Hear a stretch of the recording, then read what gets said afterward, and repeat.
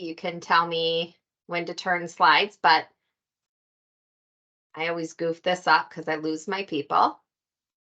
Okay, can everybody see the screen?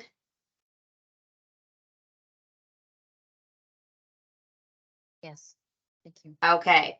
As I said, I am Rebecca with the Rural Community Health Worker Network. We are a national we're a national CHW networking membership-based nonprofit. We believe at meeting people where they're at. We have members from all over the continental US, as well as we have a few members from Canada and Nigeria. So it is always a wonderful time getting to know everybody. Quickly, I'm going to take care of upfront things, which is reminders, updates, and questions. As everybody knows who was at conference, our 2023 conference took place in Gulf Shores, Alabama. We are looking for 2024 co-hosts and partners. Included here is an application that you will fill out if you have an local organization or a group of CHWs to say, we want you to come to our state and partner with us on an annual conference and retreat.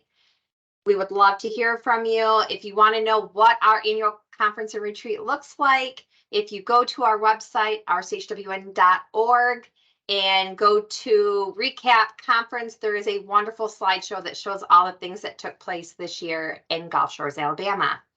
Our CHW store is live and well. It is our swag shop. We have added some new merchandise to it. I'm always looking for suggestions, ideas, things you guys are looking for, would like to see that talk about who you are. Even if it's a design that you're like, I would love to see this on a shirt, send it my way. I'd love to see it. Rebecca@rchwn.org. We are always have an open membership campaign, refer a friend, refer a colleague, and you'll get a gift from me. They just have to say that you are who referred them. We are looking at putting together 2023, 2024 committees that our members can volunteer their time on and take interest in some of the different activities we do, from memberships to conference committee to social media, things like that.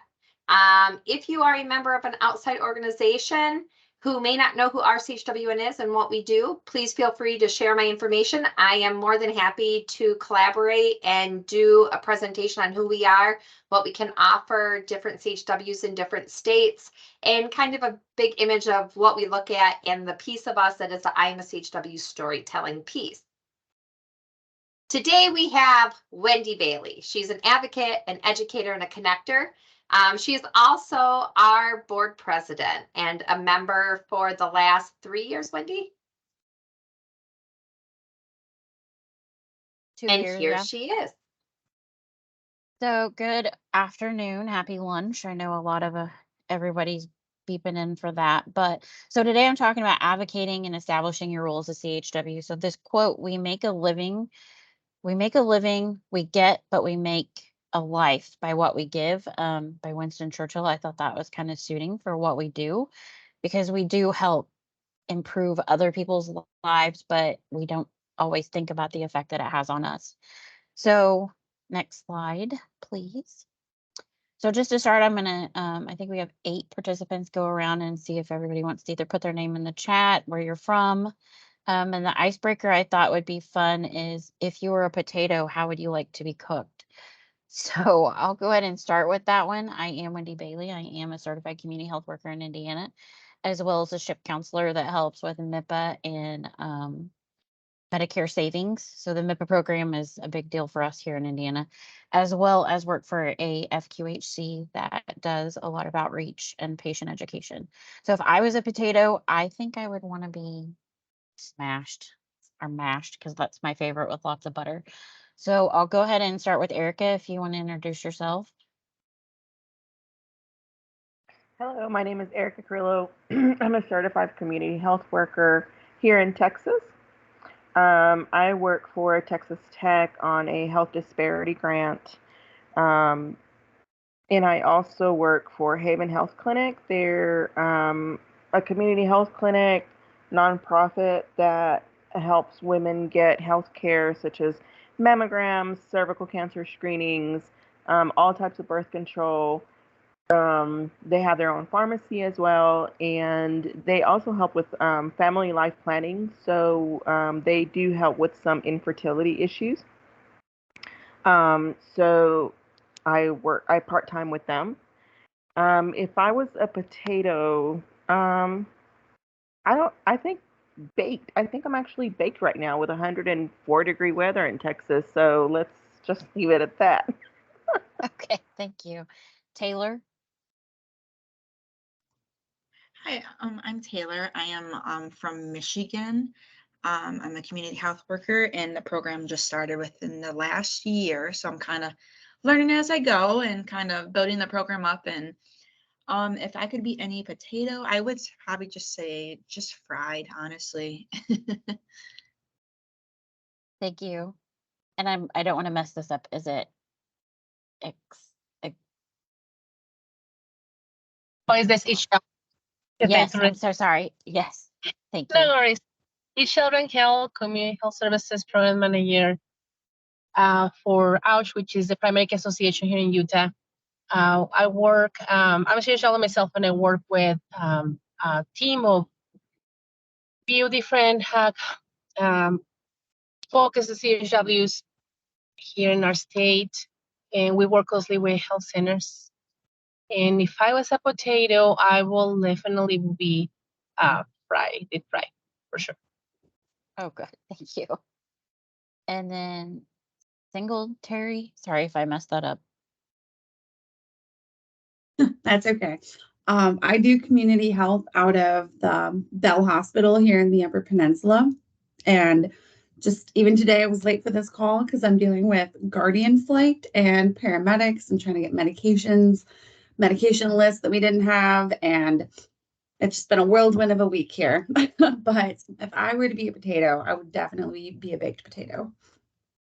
Well, thank you for the work you're doing. I know that I'm sure they Thank you. appreciate it, and crazy days are part of our normal. Yeah. Diana? Yeah, good morning, everyone. My name is Diana, and I am from Kansas. I'm a community health worker, and I help train other CHWs, and I definitely will do baked potato. Okay, thank you. Is there anybody that I missed? Those were the 8 I see on here. And if I did, feel free to drop your information in the chat. So we'll go to the next slide.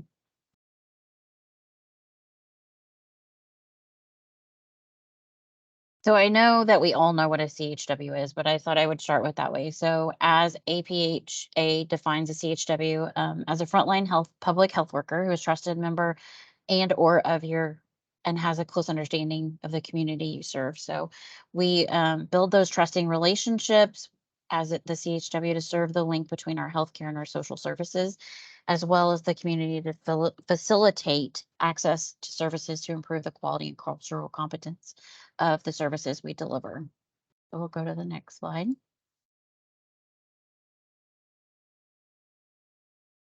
So as you can see, CHWs, we're in all different settings. Some of us are in the clinical setting, some are in the community setting. That could be a church, a health department. You could also be in school systems. I know that we're just starting to roll that out, even food pantries. I'm seeing that here. And in clinical settings, we can be, in hospitals, FQHCs, rural community health centers, and everything like that. So we're all in different places, but we all work together or overlap in those coverages as well. So the next slide.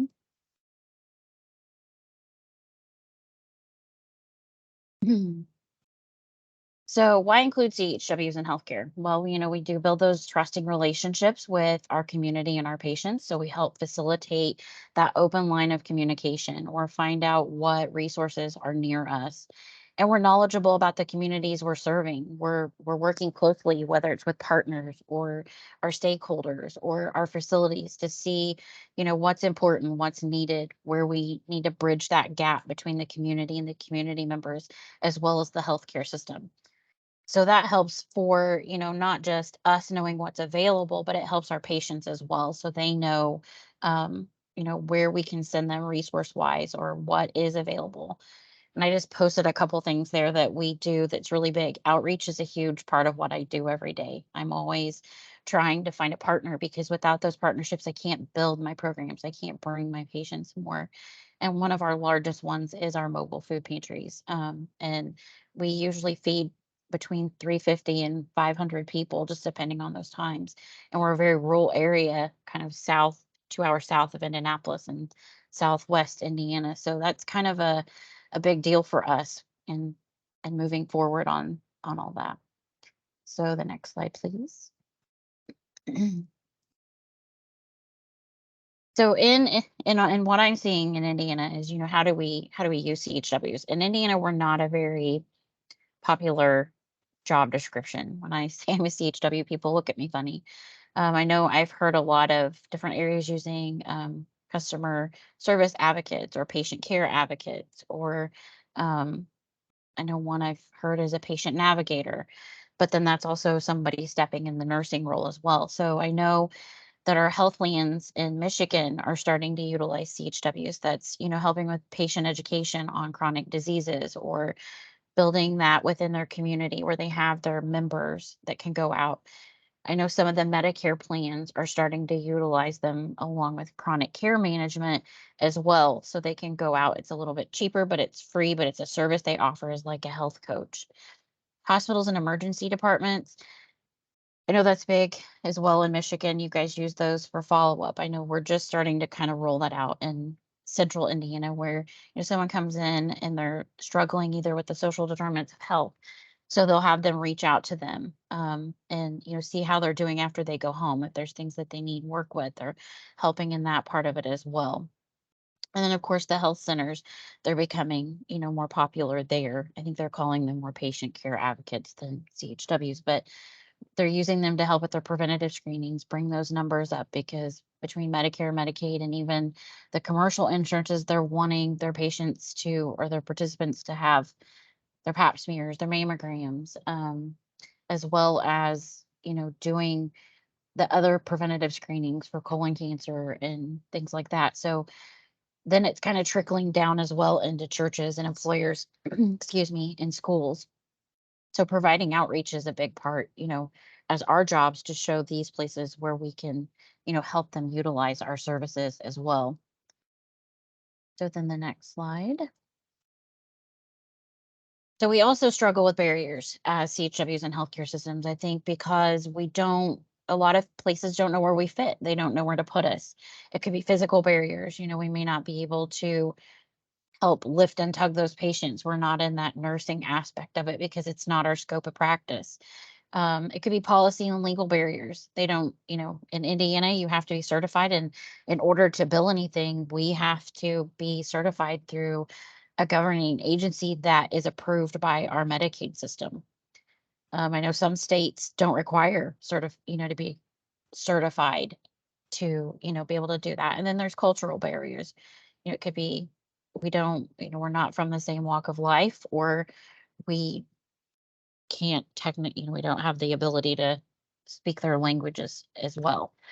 So it's where we have to show them that we have that ability to, help make the impact, make the movement. And I think just in the 2 years I've really been stepping into the CHW role and more out of the insurance piece of it, I'm seeing the CHWs come full circle and being out there. So the next slide is one I like to use for resources. I do have people who I may not be able to speak their language, or they didn't finish their higher level of education. So I use this to help them with self-resourcing. So they know that there's things that we do. We don't just, go out and do health insurance or help do outreach. We can help them with those plans of care, of doing referrals for mental health care, or be that sounding board that they need to build that relationship. So when that transition happens, we can do that as well. Or even setting up their transportation. That's a big thing in our area because we don't have that. And food assistance is really big in these rural areas. So if anyone wants that to use, I know I use that just for them to help self-refer. Go to the next slide. So what I found in the last couple of years is, we don't just advocate for our patients. We advocate for ourselves as a CHW. We're teaching others who we are, what we can do, how we help within their facilities as well.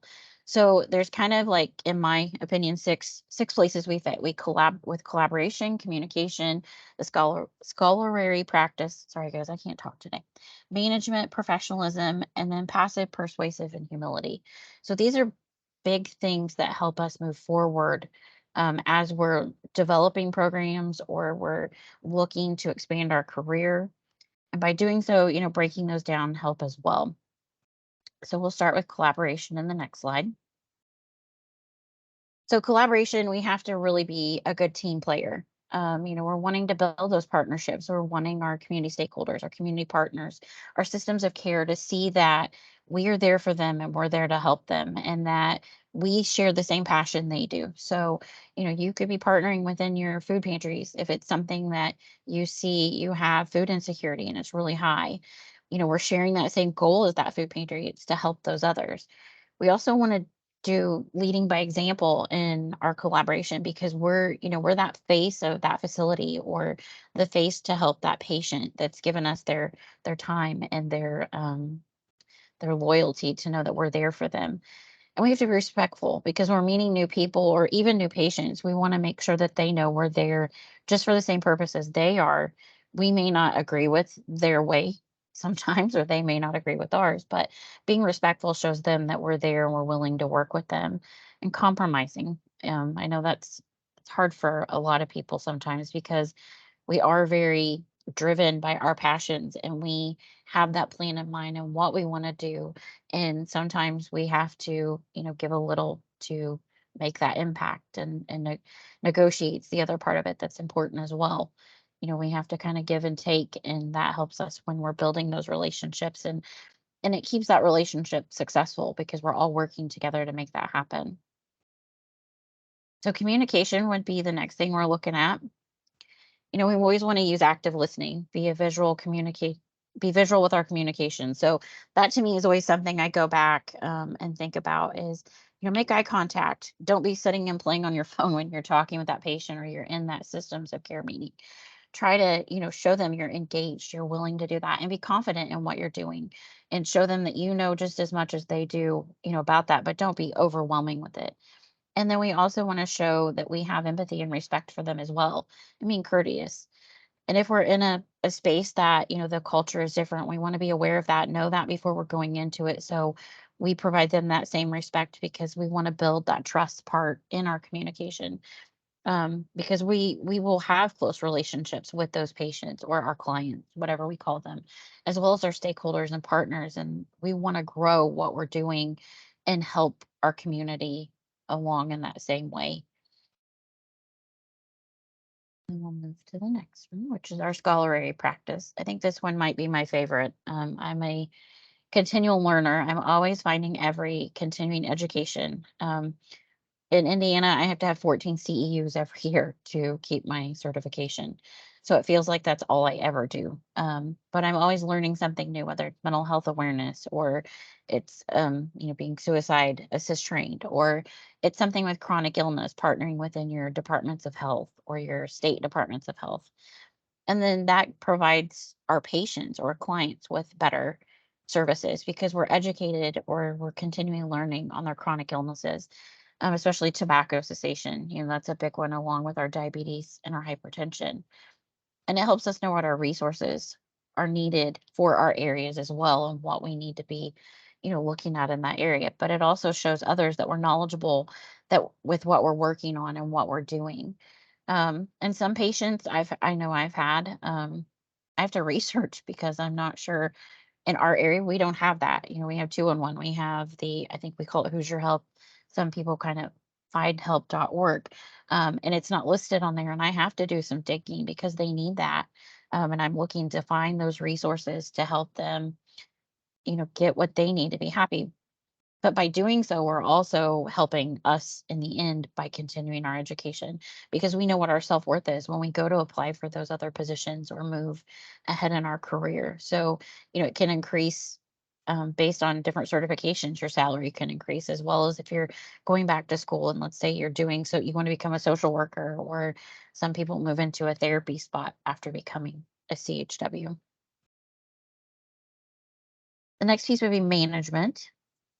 Time management, I think, is a big thing that as CHWs we sometimes lack in. We put our hands in so many different things, and we're a parent and we're a spouse or we're a caretaker for, our family or a friend that may need it. So keeping us organized, I think, helps us as well. It keeps us meeting our goals, utilizing our time wisely. I know if I didn't live by a calendar, I would probably be lost.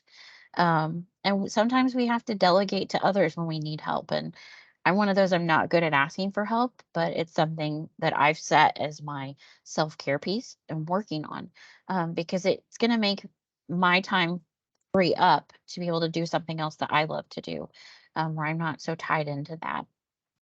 And we can always ask others for assistance. It's never wrong, because they may be trained to do the same thing, or refer them to someone else who can help. So keeping that organization, I have a planner. I use my schedule on my computer, reviewing my appointments before I see my patients or before I'm going to an outreach event. So I'm putting together those documents, those flyers, what that patient asked for in the meeting before, to make sure that I have those and I've prepped in time to be able to, give them the accurate information, or that we're touching on the goal points that they're trying to reach. And working within my time, I think as CHWs, we feel like we have a 22-hour workday. We can just do it all, but we can't, and we have to learn to separate our work and our free time to keep us balanced. And that's just kind of something we have to do. But so being organized is a big piece of that, keeping yourself on a daily plan. And then professionalism. So I always go back to my first day in healthcare, and my grandfather, I love him. He's the greatest man in the whole wide world. He turned 96 years old. And the one thing he taught me, I remember my first job when I was 16, was he told me you had to go to interview, you got to learn to shake hands. So my big thing is you shake hands. And of course, it was like the dead fish thing I did. And he said, nope, you do that good, strong handshake, and you look them in the eye and you say, hi, I'm Wendy Bailey, and I'm a community health worker, and I'm excited to meet you and talk about this job. Or I do it with my patients. The first time they walk into my office, I'll tell you, COVID sucked, because I didn't know what to do the first time they walked in. I didn't know what to say to them, because I always started with a handshake. I looked them in the eye, I told them who I was, and I was there to help them. And that was that start of that loyalty, that trust piece we were working on. So, act in the best interest of your patient or your clients. Let them know you're there for them. And I think that I always go back to that memory and think of that. Organization helps, flexibility, because things are never going to go the way we planned. It could change. And have integrity in what you do. And definitely, be proud of your work. Confidentiality is a huge piece of what we do as well. We have to follow HIPAA. So we want to make sure that we are, following those rules set by our practices or our organizations to, not breach that for anyone. And be respectful of the cultural differences or the religions that our patients or our stakeholders or our partners may have. And be adaptable, and attention to detail, and have the motivation and the mindfulness for the work you're doing as well. And then I think this might be my favorite part of everything, because I'm very passionate in what I do, and perseverance and humility. I think when people see we're passionate about what we do and that we love being a CHW, um, it feeds back to them. They feel excited and they feel safe, is what I put it as, is knowing what we're doing. And so loving what you do, share with others what you do. I'm just now learning to kind of do that with my Facebook or my LinkedIn, which I just figured out LinkedIn and I'm getting better at it. But it tells people what we have in our area, where we live, what we do, how to connect with us, and be able to, reach out on those bigger platforms, but also connect with others. I know my first RCHWN conference, I was blown away to meet all these CHWs who were from different walks of life, different places. And I could see how much they loved doing what I was doing as well. So that made me feel comfortable. It made me feel safe. And it gave me that push that I needed to come back home and be recharged and do what I needed to do. And, and share your high points of your day. Every day before I go to bed, I I think of what was the best thing I did today. And and I'm thankful for that. And I only work off my strengths. I don't, I have to be, I'm not good with weakness. And perseverance, well, I've been called the bulldog, and I guess I live up to that name because I don't give up. No is not in my vocabulary. So I stay optimistic, and when I have a challenge, I walk right in and I face it. And if I can't do it, I have to ask for help, and that's okay. And I celebrate those wins when we got our mobile food pantry that I fought for 8 months to get. That was a big deal. And, when I had my Coke a day early, and be positive in it, because when we're positive about what we do and what we love, that spreads and people see that. Humility, I've been raised, you stay humble. So one thing I know I say all the time is it's my job and I love my job and that's what I do. But sometimes we go above and beyond, and staying humble and being patient, and we take the ownership in what we do. But sometimes we have to give space as well. So I think that that's something with our patients, if we have them and they don't want to quite make the changes yet to do things, we have to let them do that. And that's okay. That's us using that humility to know that as well. And I'm very critical of myself. So I think trying to think of myself less, that's a big thing I've been trying to work on. Um, but the passion and perseverance and humility, I see that in every CHW I meet. We love what we do. We don't give up. We know that we can do it, but we're also, very thankful at the end of the day that we've been given that opportunity to either help that person or work on where we were wanting to go as well. And then the last side, thank you. This is my first RCHWN conference meeting, and I'm grateful for all of you who came. And and I know each of you do work all over the U.S. and in different parts. And every day, I hope you see and are thankful for those that you impact because they are thankful for you. I thought if anyone had any questions, I would be happy to take those.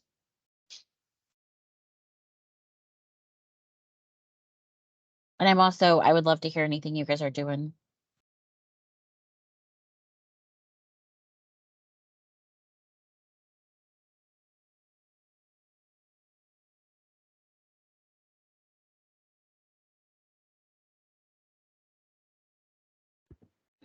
Can you hear me? Yeah, sorry, I'm trying to find the participants. Erica? This is Diana. Just Oh, wanted to I'm say, sorry. no, it's okay. Thank you for your presentation. And I can relate so many things that you said. And some of the things that I've been doing now is training CHWs. Like before, I was in the trenches, basically like working in the field, helping farm workers. And right now, I took kind of like a switch. And since I'm kind of like getting like an older CHW, and others are like younger and probably with more energy than me. I'm doing teaching and training, and I enjoy it a lot. And it's like you said, meeting other CHWs, their passion, what they do is incredible. They doing it are their heart, and for me, that's so impressive. I see it as a noble profession, and I'm trying to help to elevate the profession here in Kansas. We just had the certification, kind of like recently approved, and there's lots of steps, lots of things, and so we're moving forward little by little, but that we're trying to make progress here in Kansas. So Well, that's awesome. You're doing great work and you're impacting not just the people you're teaching, but they're going to go out and impact the patient or the clients that they're working with as well in their community. So that's really great that you're doing that. And teaching is something I haven't got into yet, but I do some mentoring, and I love that because you see someone grow, and that's what makes things, I think, full circle for us as a CHW, because we're not just helping our patients, but we're helping those who want to serve and do the same thing we are. So you're doing great work. Thank you so much. thank you. Mhm. Erica, did you have something you? I do. Great presentation, by the way. I enjoyed it. So I have been working with so we've had some floods in early June. And so I've been working to try to restore some semblance of back to normal for the flood victims. Because it's not only because it's one of the counties that I'm in charge of as one of my grants, but because, they're human beings. And when you go and you volunteer, which is, this is where I started as a volunteer and then progressed into CHW work because I didn't realize how much hand in hand they went together. And it just, at the end of the day, it just makes you feel really good to know that, you were able to help somebody get a bed or, get some food into their house or just spread the knowledge that you've gained. And it's so funny because like yesterday we went into this one house and all these houses are super moldy. And some people do not have anywhere else to go, so they're staying there. And so we went to this one family's house. They have 5 kids and they're currently staying with their in-laws. And the gentleman works for a large meat packing plant here where I live. And so I was telling him, we started on the grants and the money that we could help him with, and then he was saying, well, I just got off of work and this is where I work at. And I said, oh, I didn't know you worked there. They have help.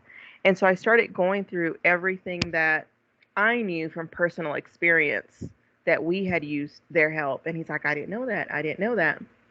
And the other lady that was with me, she's like, oh my gosh, you're just a little box full of knowledge. And we are, we are just little boxes full of surprises and knowledge. And you don't even consider it that way. It's just like all of a sudden somebody needs it and it just starts coming out. So I love growing and I love, learning from anybody, and I ask questions and, how come and why. And I turn into a 5-year-old that why and how come but why, but that's how we learn.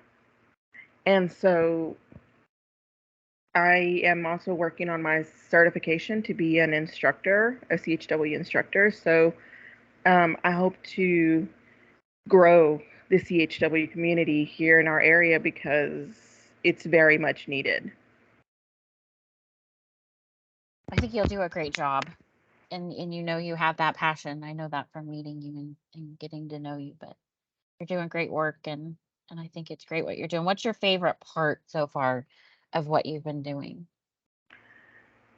So I love challenges. I've always loved a challenge. And I've always been one of those when people have said, you can't do that, or there isn't a way. I'm like, no. Yeah. Let me prove you wrong. If it's not, Yeah. It's like, I'll find something. I'll make it work. I think it's that. It's the challenge. And then not only that, it's just that, I put myself in their shoes and it's like, well, okay, at least they're going to have somewhere to sleep tonight. Yeah. Or my kids are going to have a full belly. So it just fills my cup being able to, it's just a whole general process, and I used to feel really defeated whenever, political things would get in the way or, even community members that, you Right. think, oh my God, they should be like, 100%, behind you, and you find out that they're not, that because it does not bring benefit to them, they don't support you. And so I used to struggle with that a lot. They call you a bulldog and I was a bulldozer. I've always been called a bulldozer. So I don't know. I think you could join the Bulldog pack, it sounds like. I just wanted to run over these people because I'm like, you're affecting human lives. How could you not? How could you not? And so, I like the challenge of it, and just helping people. And, I'm a yes, you can person. So just that. Well, thank you for all you do. And I'll take you in my Bulldog pack any day. Thank you. You're welcome. Willies, did you have a question? Not necessarily a question. Just being new to RCHWN is very exciting. I can say that. And the support is nothing like having a support of people who do the same thing that you do. So it's not, it was like Erica said, it was a question of why you, or I think it was Diana, but it's always like why.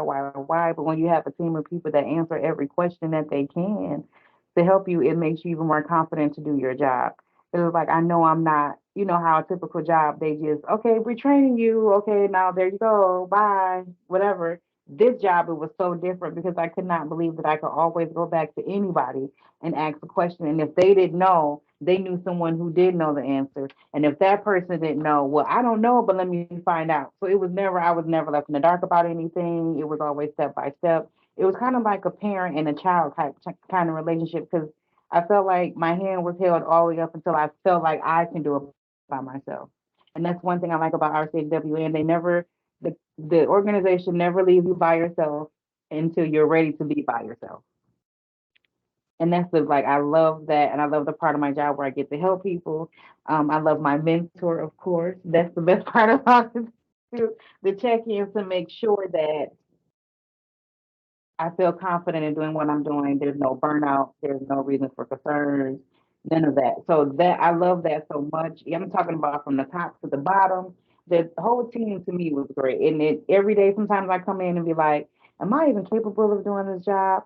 And then I think to myself, I'm like, if I wasn't capable, I wouldn't have been hired to do the job. So I always put myself back in that notion of, yes, you are capable, or else you wouldn't be here to do it. I like the fact that there's other CHWs. I want there to be more CHWs. I want us all to unite. I just want to know what a CHW is and what it entails. I feel like even though I call us great value caseworkers, but to me, but it just feel like the community of CHWs is great. It's awesome, and I want to see. I would like to see more of us out there. Like honestly, I would, because I feel like we could really make a difference, especially with that alignment with DHS and CHWs. I feel like if we can cut out Mhm. the middleman of having to always go directly to CHWs, and that's where I mean DHS, but that's where we step in. So you need something filled out, I'll do it, and I think it'll cut down too on the wait time with DHS. I think in the future going forward, that's going to happen.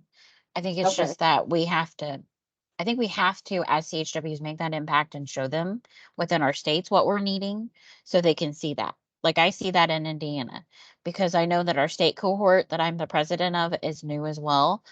And the state thinks that CHWs are not important. But then all of a sudden, we got our own day and we're, finally important and we do a lot in public health because they're seeing that impact. They're seeing the boots on the ground from us doing that and going into areas. So I think in the future it's going to come. And I think if you're not members of NACHWA, which is our national cohort, they actually it's a lot of what they do is that political side of it, the governing side of it, to do the proof that this is what's going on in Indiana, Illinois, Michigan, Kentucky, all that kind of stuff to show them that we are needed and be that partner on the bigger level that, our states can't do that with. I do know, for instance, I do know this, and I'm not trying to step on anybody's toes, but I want to take in any trainings, anything I can do to further my Yeah. progress here. I'll do it. I'll let you guys know that now I'll do it. Rebecca knows I'll do it. I'm also too. I can't. I don't even know what to say. I just know that I love doing my job. It was something I wanted to say, but I kind of forgot. But I do love doing my job. But I just want to progress and do the best that I can at this job. I finally found somewhere that I feel like, you know how you say you find your tribe, family? That's what I found. And it's hard to Yeah. find that, but when you find that, you never want to go. So I'm here for the long haul. That's all I can say. Well, that's good news for us. I'll be here until I need a hearing aid over, including with the headset. So I'll be here for the long haul. I know I'm not going anywhere. I know I'll be here. This job is very fulfilling. I love it. Every day I come in.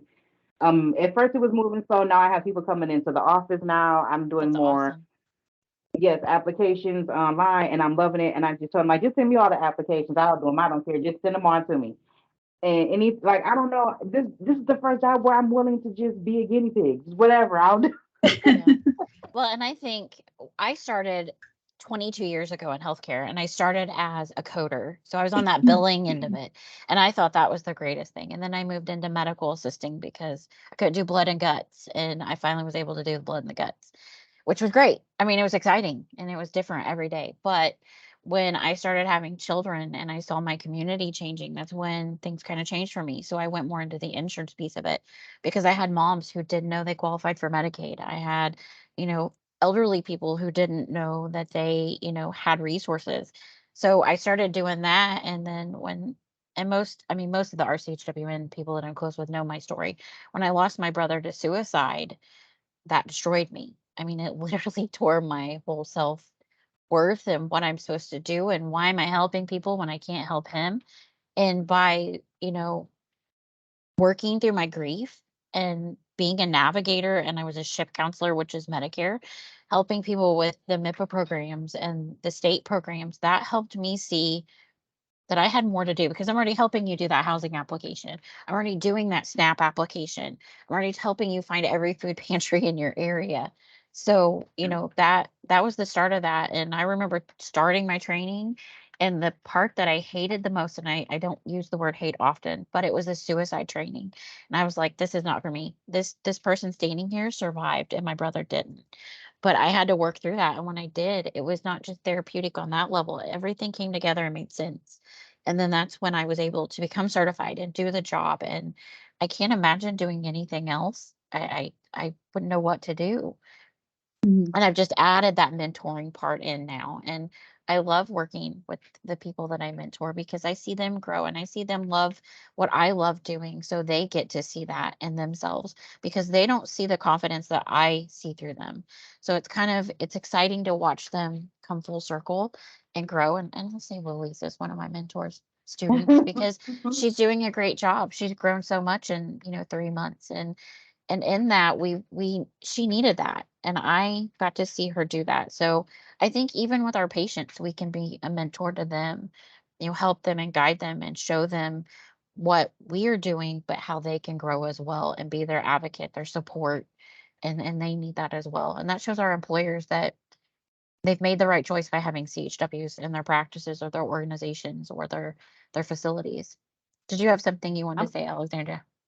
Yeah, so I'm actually having a hard time today because I had a patient who fell 2 weeks ago or a week and a half ago, and she had a hip replacement on May 30th, total hip. And I specialize in geriatrics. I worked long-term care for 10 years, love helping the elderly. And well, she fell. Her husband left her on the floor for 5 days. 5 days, didn't call for help. Meals on Wheels came, found her. They called 911. She still refused the transport. Took me 3 days, and over last weekend, I couldn't make contact with her. So I did a welfare check with a police officer in town on Monday, and she still refused to transport, even though I knew she needed to go. And she died last night. And I was this morning calling Adult Protective Services. It was on my calendar to call if she didn't come in to the hospital within 24 hours. So She know probably that you didn't want did. to leave her home. That's Right. what she was so attached to her house. She didn't want to go. And she kept telling me she felt stronger, but I knew she wasn't. She couldn't stand. Well, I'm so sorry that has happened. And I want you to know, don't blame yourself because you've done everything you could do. And that's the hard. I work a lot with elderly because I do Medicare insurance. And so I get frustrated when I can't complete what I'm trying to do. But if I know that I go above and beyond, and you seem like the same type of cloth as myself, that you just keep fighting and fighting and fighting, but you've done a great job and you gave her a better quality of life for the short time before the fall happened. So, and it could have been a complication from Right. that procedure, and without, that medical piece of it, we don't really know, but you do great work, and you need to focus on all the success that you've done for yourself going forward. And, in RCHWN, we're all here with you. And I know how you feel. My people, I call them my people. They're not my patients. I love each and every one of them, even the ones that call 20 times a day. Right. And or they just show up. Is Wendy here? No, it's her day off. Where's she at? we learn to love them. They become our family in a different sense. And she knows that, and she'll always be grateful for what you've done. And you should be proud of the work that you do. And today's your day to have your moment and Yeah. be sad. And we all here love you and support you and are grateful for you. So Don't so feel sorry bad. that's happened. She was attached to her home. Don't feel bad about that. Sometimes when they're ready to go, I was told by my mother, they're just ready to go. They're not going to tell you, but they're Yeah. just ready. So don't feel bad about it. She just loved her. She just wasn't willing to leave home. Just put it like this. She left where she wanted to be left at, and she left how she wanted to leave. So don't worry about it. You did your part, like Wendy said, by checking on her. That was the most you could have did, but don't feel bad though. Don't. Yeah, It's the just law doesn't fun. allow us to tie them up and stick them in our car. Right. So I know. Right. I or we all know. would. Or we all would. I would if I could have. But I'm glad that you were with us today. No, thank you. Erica, did you have something? I did. Alexandra, so, and for all of us, right?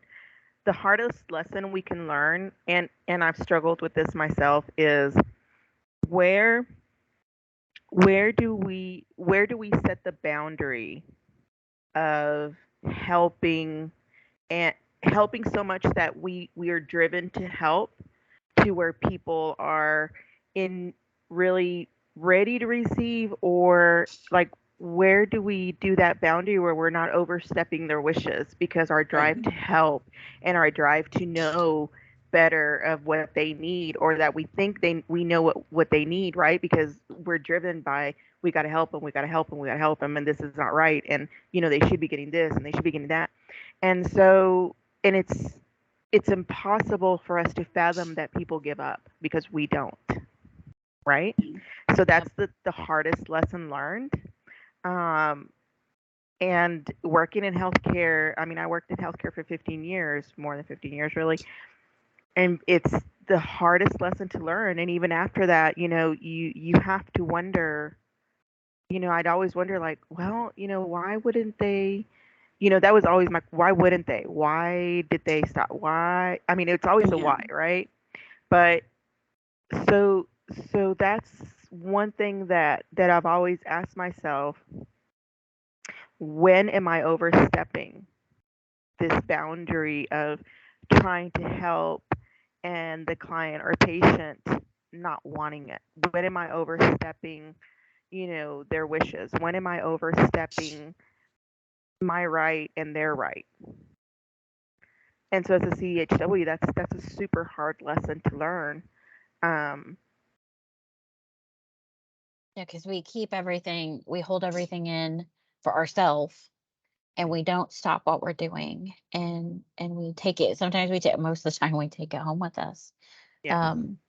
And I know and I'm the same as you, Erica. That's the same thing I struggle with. When have I given too much time on this project? Yeah. And usually, sadly, I end up waiting until that patient proves it to me. And then I'm like, oh, why did I do that? I could have spent that on someone else.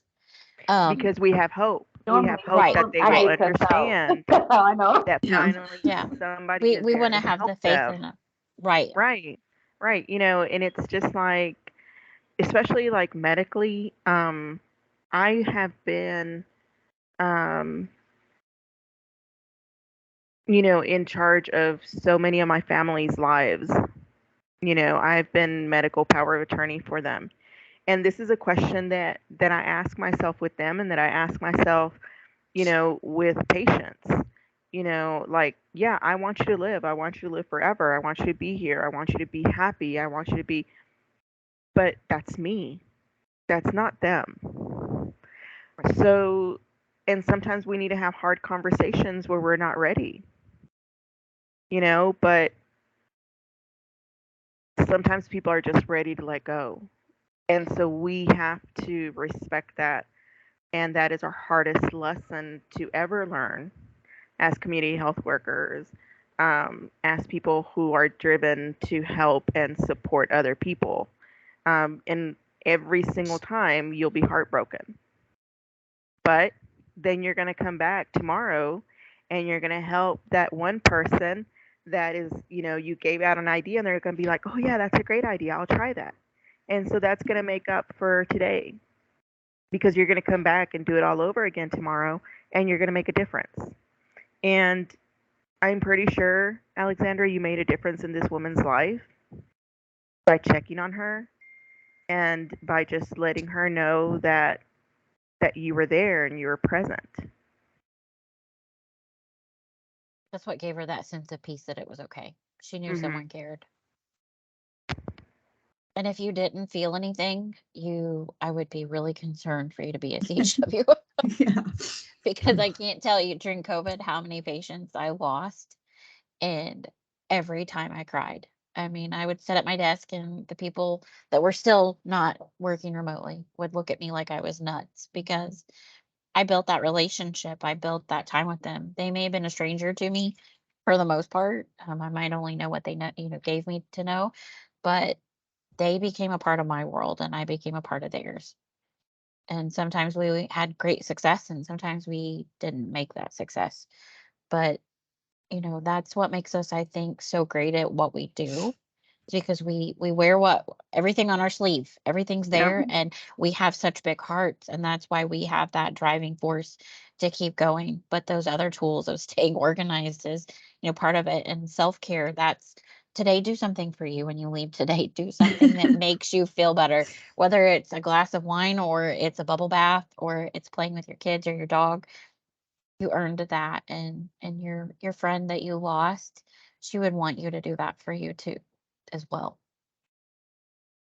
You're doing great work, and I'm so blessed that I got to meet you today. Thank you. I'm really glad I jumped on this. Yeah, it's weird how the world works and we don't see those moments, but you were supposed to be here, and I guess with us particular people, and we've surrounded you, and we love you, and we're grateful for the things you do, and you make the world a better place every day. So don't forget that. And you're going to continue to do that every day. Trying to. I know you do.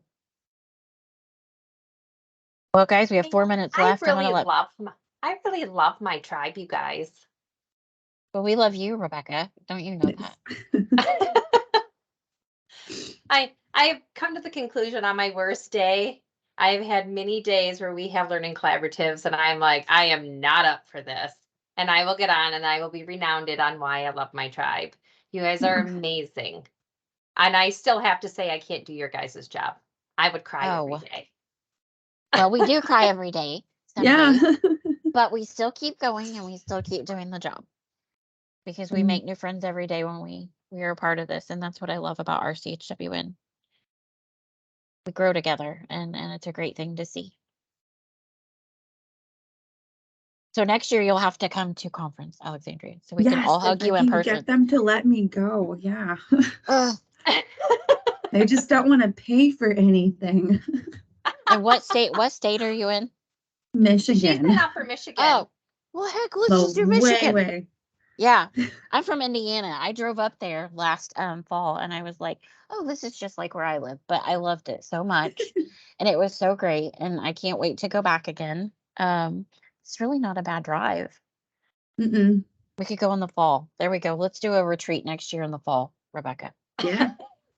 Just before the snow hits. I just said. Oh yeah, no snow. I don't want to do partnerships. That's all we need to do. Well, let's start partnering.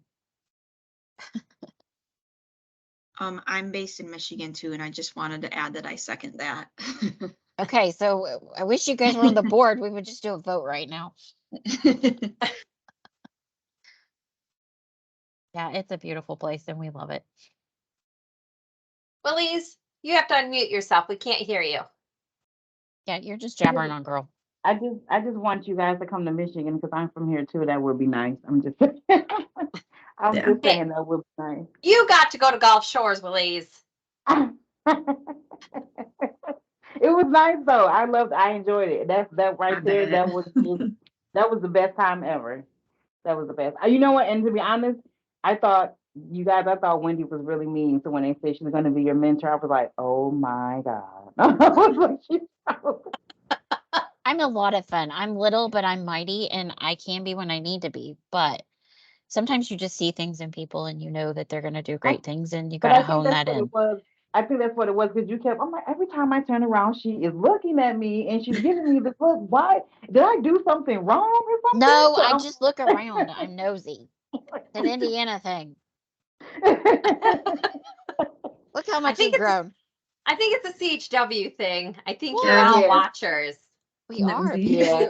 You have to see your environment. You have to know what's You around do. you.